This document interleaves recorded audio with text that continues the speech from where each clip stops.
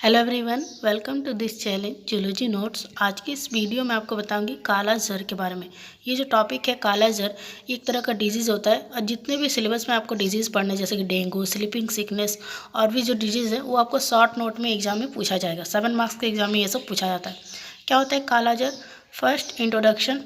काला azar is also known as black fever और Dumdum fever. Kala azar को एक दूसरा नाम जैसे ब्लैक फीवर और डमडम फीवर के नाम से भी जाना जाता है। It is a serious oriental disease of man.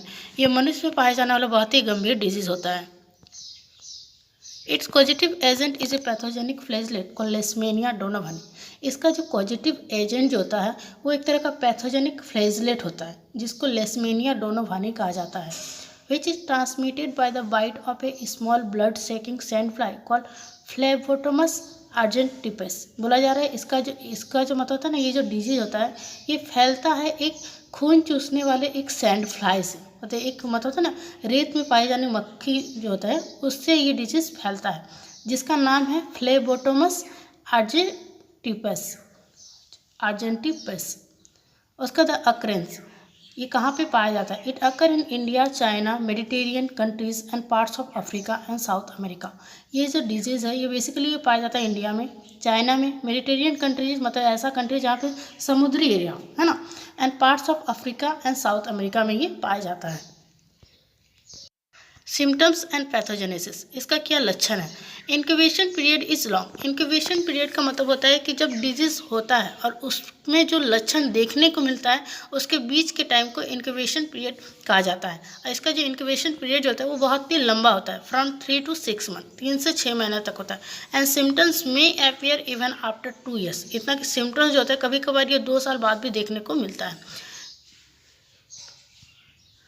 Yearly symptoms of kala ज़र इंक्लूड, सबसे पहले अगर जो सिम्टम्स देखने को मिलता है काला ज़र में तो सबसे पहले काला ज़र, जड़ से यहाँ पे फीवर होता है तो इसमें क्या होगा? हाई फीवर देखने को मिलेगा, स्वेलिंग देखने को मिलेगा, फिर enlargement of spleen and liver, liver और स्प्लीन का साइज होगा वो बड़ा होने शुरू होता है, कमजोरी आता है, वीकनेस, एनीमिया, ब्लड का कमी होगा, स्किन बिकम्स ड्राई etc। इसके जब आपका जो लास्ट स्टेज जो है मतलब बहुत ज़्यादा बढ़ जाएगा तो उसमें क्या होता है ना कि आपका त्वचा जो है वो सूखा पड़ने शुरू हो जाता है। उसका डायग्नोसिस कैसे पता लगा सकते हैं? Kala azar can be diagnosed by microscopical examination of blood film और biopsy material taken from spleen और blood marrow of patient for the presence of amastigote form of Leishmania donovani. बोला जा रहा है काला ज़र को पता लगा सकते हैं एक तरह का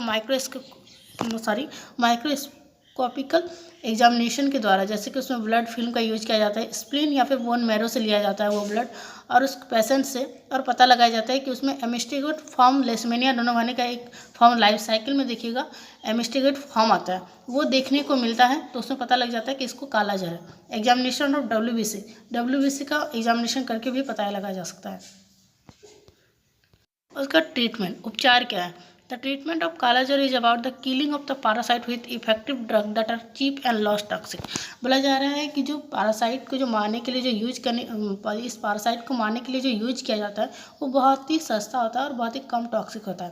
pentavalent antimonial is the first line of drug. सबसे पहले एक ड्रग दिया जाता है, एक दवाई दिया जाता है जिसका नाम है pentavalent antimonial.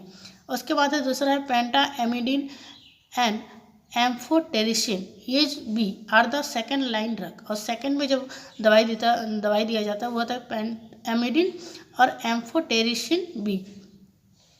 This medicine can be only be given through injection. ये दवाई जो है ये बस इंजेक्शन के द्वारा ही दिया जा सकता है। बस आपको इतना ही लिखना है, कोई भी डिजीज में आपको उसका इंट्रोडक्शन लिखना है, सिम्टम्स लिखना है, डायग्नोसिस लिखना है और ट्रीटमेंट लिखना है।